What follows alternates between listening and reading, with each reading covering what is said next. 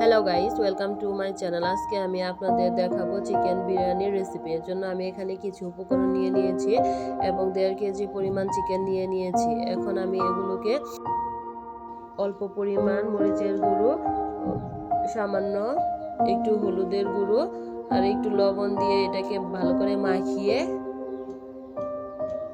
ভেজে নিব। চিকেন বিরিয়ানি রান্নার ক্ষেত্রে মাংসটা ভেজে নিলে এটা খেতে খুবই ভালো লাগে। চাইলে আপনারাও ভেজে রান্না করতে পারেন। দেখেন মাংসগুলো আমি এখানে দিয়ে দিয়েছি ভাজার জন্য।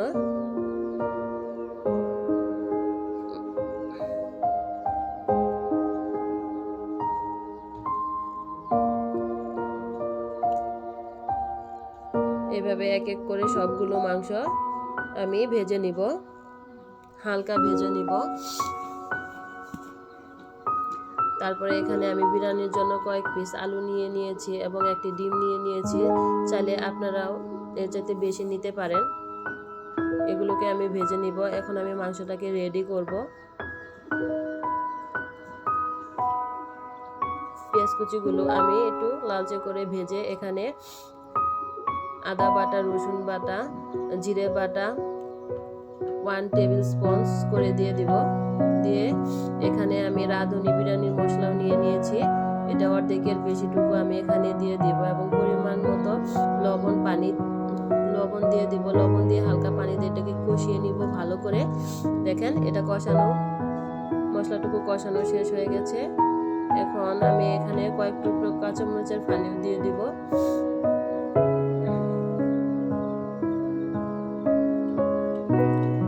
তারপর ভেজে রাখা আলুর টুকরোগুলো এখানে দিয়ে একটু নেড়ে চেড়ে ভেজে রাখা মাংসগুলো দিয়ে এটাকে ভালো করে কষিয়ে নিব।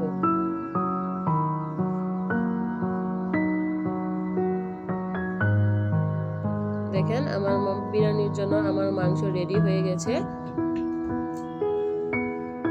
এখন আমি রাইসটা রেডি করব।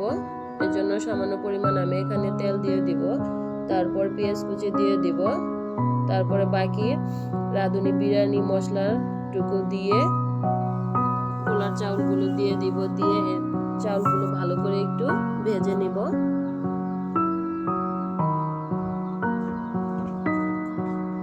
দেখেন ভাজা প্রায় শেষ। এখন আমি এখানে পানি অ্যাড করে দেব।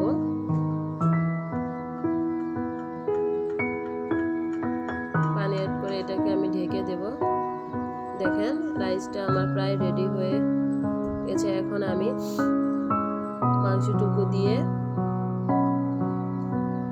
টক দইটুকু দিয়ে দিব। দিয়ে নেড়ে চেড়ে এটাকে ভালোভাবে মিশিয়ে 20 মিনিট ঢেকে রাখবো। দেখেন আমার বিরিয়ানি রেডি হয়ে গেছে। এটা খেতে খুবই সুস্বাদু হয়েছে। চাইলে আপনারা এভাবে এটা রান্না করতে পারেন। আমার ভিডিওটি যদি আপনাদের কাছে ভালো লেগে থাকে তবে আপনারা অবশ্যই আমার চ্যানেলটি সাবস্ক্রাইব করবেন এবং নতুন নতুন ভিডিও পেতে লাইক, কমেন্ট এবং সাবস্ক্রাইব করবেন। আল্লাহ হাফিজ।